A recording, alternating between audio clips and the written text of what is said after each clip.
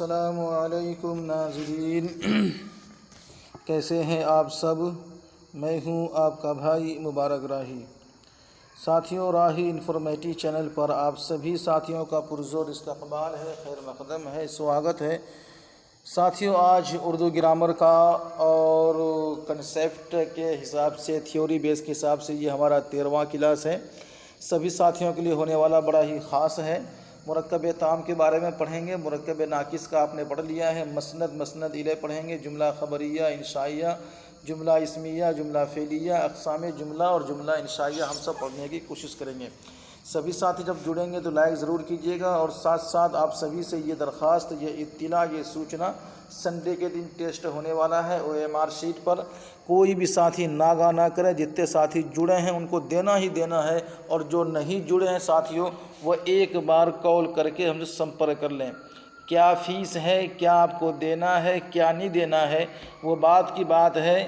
پہلا یہ ہے کہ آپ کو ٹیسٹ دینا ہے، تو جو لوگ ٹیسٹ دینا چاہتے ہیں وہ سمپرک کر سکتے ہیں، رابطہ کر سکتے ہیں۔ ساتھیوں، آئیے ہم سوال کی جانب بڑھتے ہیں۔ پہلا سوال ہے ساتھیوں کہ مرکب تام کی تعریف و اجزاء مع مثال تعریفات پیش کیجیے۔ یہ میں نہیں ہے بلکہ یہ معے ہے، یہ والا، ٹھیک ہے۔ سوال مرکب تام کی تعریف و اجزاء مع مثال و تعریفات پیش کیجیے۔ انہوں نے کہا ہے کہ مرکب تام کی تعریف کیجیے، ان کی اجزاء بتائیے، ان کی مثال کیجیے، اس کی پھر تعریف کیجیے۔ آئیے ایک سوال میں 4 سوال ان کے دیتے ہیں ہم 4 جواب۔ سب سے پہلے ہم جواب دیتے ہیں کہ مرکب تام کی تعریف ہے، یعنی مرکب تام وہ مرکب ہے جس سے پوری بات سمجھ میں آ جائے۔ آپ نے مرکب ناقص پڑھا تھا، یعنی مرکب غیر مفید۔ مرکب ناقص کو مرکب غیر مفید کہتے ہیں اور مرکب تام کو مرکب مفید کہتے ہیں۔ تو مرکب ناقص کی آپ نے کل جتنی ساری اقسام تھی ہم نے آپ کو پڑھا دی تھی، وہ آپ کو یاد بھی ہو گیا ہوگا اور آپ کے پاس وہ PDF بھی موجود ہوگا۔ مرکب ناقص بچ گیا تھا، آج ہم اس کو پڑھاتے ہیں آپ کے سامنے۔ تو مرکب تام کی تعریف یہ ہے جس سے پوری بات سمجھ میں آ جائے، اسے مرکب مفید مرکب تام کہتے ہیں۔ اب مرکب تام کے 2 اجزاء ہیں، پوچھا تھا نا مرکب تام کے اجزاء بتائیے۔ تو مرکب تام کے 2 اجزاء ہوتے ہیں، ایک مسند الیہ، دوسرا مسند ہوتا ہے۔ اب ان کی تعریف کیا ہے آپ کو میں بتاتا ہوں۔ مسند الیہ کی تعریف یہ ہے کہ جملہ کا وہ حصہ جس کے بارے میں جملہ میں بات کہی گئی ہو وہ مسند الیہ ہے۔ یعنی جب آپ مضاف مضاف الیہ کو سمجھ لیے ہیں، جس طرح مضاف مضاف الیہ میں مضاف الیہ پہلے آتا ہے، اسی طرح مسند الیہ اردو میں پہلے آتا ہے، مسند بعد میں آتا ہے، سمجھ لیجئے گا۔ تو جملہ کا وہ حصہ جس کے بارے میں جملے میں بات کہی گئی وہ مسند الیہ ہوتی ہے۔ اور مسند کی تعریف یہ ہے کہ جملہ کا وہ حصہ جس کی نسبت کی گئی ہو، جس کی نسبت مسند الیہ کی طرف کی گئی ہے وہ مسند ہے۔ یہاں تک کلیئر ہے؟ چلیے سبھی ساتھی لائک کریں گے ساتھیوں۔ جیسے کہ ساتھیوں، ساجد کا بھائی بیمار ہے، ماجد تیز ہے، یہ مثال ہے۔ اب ان جملوں میں ساجد کا بھائی اور دوسرے جملوں میں ماجد، یہ کیا ہے؟ مسند الیہ ہے۔ اور پہلی جملوں میں بیمار اور دوسری جملے میں تیز، یہ کیا ہے؟ مسند ہے، اس کو یاد رکھیے گا، ٹھیک ہے؟ آئی بات سمجھ میں؟ چلیے سوال نمبر 2 کلیئر کرتے ہیں۔ سوال نمبر 2 میں ہے کہ معنی کے اعتبار سے جملے کی قسمیں و تعریفات مع مثال پیش کیجیے۔ یہاں بھی کہ قسمیں بتائیے، تعریف کیجیے، مثال دیجیے۔ چلیے ہم دینے کی کوشش کرتے ہیں ٹوٹی پھوٹی زبان میں، باقی آپ سمجھدار ہیں۔ تو معنی کے اعتبار سے جملے کی کتنی قسمیں دوستو؟ 2 قسمیں ہیں، جملہ خبریہ یا پھر جملہ انشائیہ۔ یہ معنی کے اعتبار سے ہیں، ترکیب کے لحاظ سے الگ ہے تھوڑا، ٹھیک ہے؟ تو معنی کے لحاظ سے جملہ خبریہ، جملہ انشائیہ۔ اب جملہ خبریہ کی تعریف کی انہوں نے کہا نا تعریف پیش کیجیے، تو تعریف کیجیے گا جملہ خبریہ وہ جملہ ہے جس سے کسی واقعے کی خبر ظاہر ہو، وہ جملہ خبریہ ہوگا، کوئی سا بھی واقعہ کی۔ اب واقعہ مطلب گھٹنا مت لیجئے گا کہ کسی بھی گھٹنا کی، حادثہ کی، ساحہ کی، کسی بھی بات کی خبر ہو، ٹھیک ہے؟ آپ لیجئے گا جیسے کہ ساجد بیمار ہے، ساجد کے بارے میں بیماری کی خبر ہو رہی ہے۔ ماجد کا بھائی خوبصورت ہے، تو ماجد کے بھائی کے بارے میں خوبصورتی یہ خبر ہے۔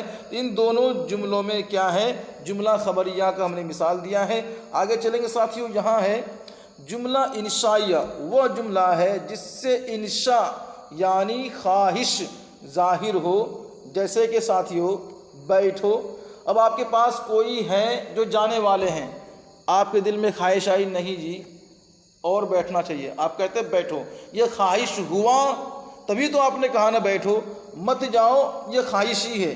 آپ کیا کرتے ہو؟ آپ کے دل میں جگیاسا پیدا ہوا پوچھنے کے بارے میں، جی آپ کیا کرتے ہو، یہ بھی ایک خواہش ہی ہے۔ جملہ انشائیہ کی تعریف آپ نے پڑھی، خبریہ اور انشائیہ، اور خبریہ کی کوئی بھی قسم نہیں ہے لیکن انشائیہ کی قسم ہے، ابھی آپ اس کے بارے میں پڑھیں گے۔ تو یہ جملہ خبریہ انشائیہ ابھی آپ نے سوال نمبر 2 کلیئر کیا ہے، اس کو یاد رکھیے گا ساتھیوں۔ آگے چلتے ہیں سوال نمبر 3 پر۔ سوال نمبر 3 پر دیکھیے گا، سبھی ساتھی ادھر ادھر کمنٹ نہ کریں، دھیان سے پڑھ لیں، اس کے بعد کمنٹ کیجیے گا، مجھے بہت خوشی ہوگی۔ لفظی اعتبار سے جملے کے اقسام مع مثال و تعریفات پیش کیجیے۔ یہاں بھی کہا ہے لفظی اعتبار سے جملے کی قسمیں بتائیے گا، ان کی مثال دیجیے گا، ان کی تعریف کیجیے گا۔ آئیے ہم تینوں کام کر دیتے ہیں، ایک سوال کے 3 جواب دینے کی ہم کوشش کرتے ہیں۔ لفظی اعتبار سے جملے کی 2 قسمیں ہوتی ہیں، جملہ اسمیہ اور جملہ فعلیہ۔ یاد رہے گا آپ لوگوں کو، اچھی طرح یاد رہے گا، میں نے ہائی لائٹ کر دیا ہے۔ جس کو ضرورت ہوگی وہ PDF منگا لیجیے گا، ہمارے گروپ میں جڑ جائیے گا، کوئی خاص فیس نہیں ہے، لڑکیوں کے لیے ڈسکاؤنٹ ہے، پرانے پیڈ ممبر والوں کے لیے ڈسکاؤنٹ ہے، اور ساتھیوں جس کے پاس کچھ بھی نہیں ہے اس کے لیے بھی ڈسکاؤنٹ ہے۔ آپ کانٹیکٹ کریں جی، آپ چپ چاپ بیٹھے مت رہیں، ہاتھ پہ ہاتھ دھریں، آپ کانٹیکٹ ضرور کیجیے گا ساتھیوں، کیونکہ آپ کو پاس ہونا ہے۔ جو غریب ریکھا کے لوگ ہیں وہ بھی سمپرک کریں، ان کے لیے بھی راستہ ہے۔ چلیے ساتھیوں، تو جواب ہے جملہ لفظی اعتبار سے جملے کی 2 قسمیں ہیں، اسمیہ فعلیہ۔ تو جملہ اسمیہ کی تعریف دیکھیے گا، جملہ اسمیہ وہ جملہ ہے جس کا فعل ناقص ہو، جس کا فعل کیا ہے؟ ناقص ہو، مکمل نہ ہو، ٹھیک ہے۔ اس کے مسند الیہ کو مبتدا اور مسند کو خبر کہتے ہیں۔ جیسے کہ زید بیمار ہے، اس جملے میں زید مبتدا اور بیمار خبر ہے، مبتدا اور خبر سے مل کر جملہ فعلیہ اسمیہ ہوتا ہے۔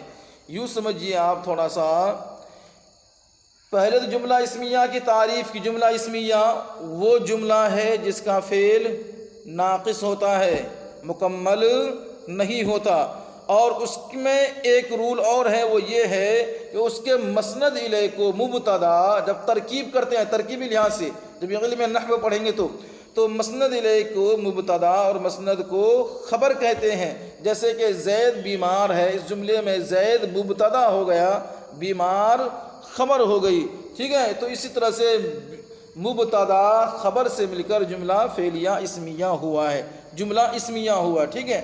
آگے جملہ فعلیہ دیکھتے ہیں ساتھیوں۔ جملہ فعلیہ کی تعریف وہ جملہ ہے جس کا فاعل فعل تام ہو۔ یاد رکھیے گا، جملہ فعلیہ وہ جملہ ہے جس کا فعل تام ہو، اس کو مسند الیہ کو فاعل اور مسند کو فعل کہتے ہیں۔ یاد رکھیے گا یہاں پر جملہ، یہ لکھنے میں مسٹیک ہے، جملہ فعلیہ وہ جملہ ہے جس کا فعل تام ہو، جس کا فعل تام ہو، اس کے مسند الیہ کو فاعل، یعنی یہاں یہ فاعل اور مسند کو فعل کہا جاتا ہے۔ یاد رکھیے گا، جیسے کہ ساتھیوں یہاں پہ کیا ہے، اکرم پڑھتا ہے، ساجد لکھتا ہے۔ یہاں غور کرنے والی بات ہے، انہوں نے کہا ہے جملہ فعلیہ وہ ہے جس کا فعل تام ہو، ٹھیک ہے۔ اب دیکھیے گا، اکرم تو فاعل ہو گیا اور فعل پڑھنا ہو گیا کام، تو اب یہاں پہ بات پوری ہو جا رہی، اکرم پڑھتا ہے، ساجد کھیلتا وغیرہ وغیرہ، یہ آپ سمجھ گئے ہوں گے۔ تو چلیے، نہیں سمجھیں گے تو آپ کمنٹ کیجیے گا، میں آپ کو پھر سمجھا دوں گا، فی الحال وقت کی قلت ہے ساتھیوں۔ 4 نمبر پہ سوال نمبر 4 ہے، جملہ انشائیہ کے کل اقسام مع تعریفات و مثال پیش کریں۔ تو جملہ انشائیہ کے کل اقسام، اگر آپ اردو کتاب کو چھوڑ کر علم نحو کو دیکھیں گے، عربی میں جو پڑھائی جاتی مدرسوں میں، وہاں تھوڑا سا الگ ہے، اور جو اردو میں ہے جو آپ کے پاس گائیڈ وغیرہ ہوگا تو اس میں بھی ہوگا، یا جو آپ ہائی اسکول میں جو اردو پڑھتے ہیں اس میں تھوڑا سا الگ ہوگا، ٹھیک ہے۔ NCERT کی جو بک ہے اس میں تھوڑا سا الگ ہے، تو ان کو غور کیجیے گا۔ جملہ انشائیہ کے کل اقسام مع تعریفات و مثال پیش کیجیے، کر رہے ہیں ساتھیوں، آپ دھیان سے دیکھیے گا۔ اقسام جملہ انشائیہ: امر، نہی، استفہام، تمنا، عرض۔ دیکھیے یہاں تنبیہ ہے، ڈبل تمنا لکھا گیا ہے، آپ اس کو یاد رکھیے گا، ٹھیک ہے۔ تمنا ہے، عرض ہے، عقود ہے، دعا ہے، ندا ہے، اور ایک تنبیہ ہے۔ یہاں تمنا ڈبل لکھا گیا ہے، اس کو یاد رکھیے گا۔ اب ہوتا کیا ہے، جو عربی پڑھیں گے اس میں ایک لفظ تعجب بھی ہوگا اور ایک ترجیح بھی ہوگا، تو اس میں وہ نہیں ہے، تو اس لیے آپ دونوں کو ڈفرینس دیکھ لیجئے گا، یا آپ دونوں کو ہی یاد کر لیجئے گا، آپ کے لیے بہتر رہے گا۔ چلیے پہلے ہم تعریف کر لیتے ہیں، پھر مثال دیتے ہیں۔ اب جملہ امریہ انشائیہ دیکھتے ہیں کہ وہ جملہ انشائیہ ہے جس کے ذریعے مخاطب سے کوئی کام طلب کیا جائے۔ دیکھیں یہاں مطلب لکھا گیا ہے، یہ میم بیکار ہے، طلب کیا جائے۔ وہ جملہ انشائیہ جس کے ذریعہ مخاطب سے کوئی کام طلب کیا جائے، جیسے کہ کھاؤ، چلو، پیو وغیرہ۔ آپ کسی کو کہہ رہے کھاؤ، تو آپ تو متکلم ہوئے، جس سے آپ کہتے ہیں وہ آپ کا مخاطب ہوا، ان سے آپ کوئی کام چاہ رہے ہیں، کرو، کھاؤ، پیو، اسی کو جملہ انشائیہ کہتے ہیں، جملہ انشائیہ امریہ کہتے ہیں۔ نہیں میں دیکھیں گے جملہ نہیں، جملہ انشائیہ نہیں، تو وہ جملہ انشائیہ نہیں ہے جس کے ذریعے مخاطب سے کسی کام سے روکا جائے، بالکل اپوزٹ ہے۔ اگر آپ امر نہیں کو سمجھ گئے شروع سے، فعل امر فعل نہیں، تو جملہ امر جملہ نہیں، جملہ انشائیہ نہیں، جملہ انشائیہ امریہ، یہ آرام سے سمجھ جائیں گے۔ جیسے کہ ساتھیوں مت کھاؤ، مت جاؤ، مت پیو وغیرہ وغیرہ۔ آئیے اگر آپ حرف استفہام سمجھ گئے ہیں، ضمیر استفہام ہم نے آپ کو پڑھایا وہ سمجھ گئے ہیں، تو پھر آپ کو یہ سمجھنا بڑا ہی آسان ہے۔ جملہ استفہامیہ وہ جملہ انشائیہ ہے جس کے ذریعے سے کوئی بات دریافت کی جائے۔ جملہ استفہامیہ وہ جملہ انشائیہ ہے جس کے ذریعہ کوئی بات دریافت کی جائے، جیسے کہ کیا کرتے ہو، کہاں رہتے ہو وغیرہ وغیرہ، یہ سب کیا ہے، جملہ انشائیہ استفہامیہ ہے، ٹھیک ہے، یاد رہے گا آپ کو۔ چلیے آگے ساتھیوں یہاں ہے تمنا، وہ جملہ انشائیہ ہے جس میں کسی محبوب چیز کی حصول کی آرزو پائی جائے، چاہے وہ چیز ممکن ہو یا ناممکن ہو۔ یہاں بھی ٹائپنگ مسٹیک ہے ساتھیوں، خواجہ لکھا گیا ہے، اصل میں یہ کیا ہے، خواہ۔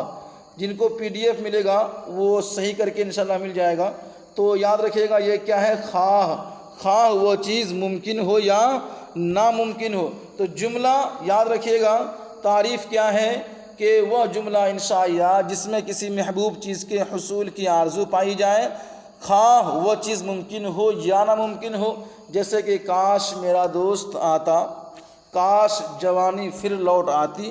یہ جتنے لفظ ہوتے ہیں یہ جملہ انشائیہ میں جملہ آپ تمنا کہہ سکتے ہیں، انشائیہ تمنا۔ ایک ہے عرض ساتھیوں، اب یہ جملہ انشائیہ کی قسم عرض بھی ہے، تو وہ جملہ انشائیہ ہے جس کے ذریعے کسی کام پر نرمی سے ابھارا جائے، وہ جملہ انشائیہ ہے۔ جملہ انشائیہ کی تعریف کرتے ہیں عرض، ٹھیک ہے۔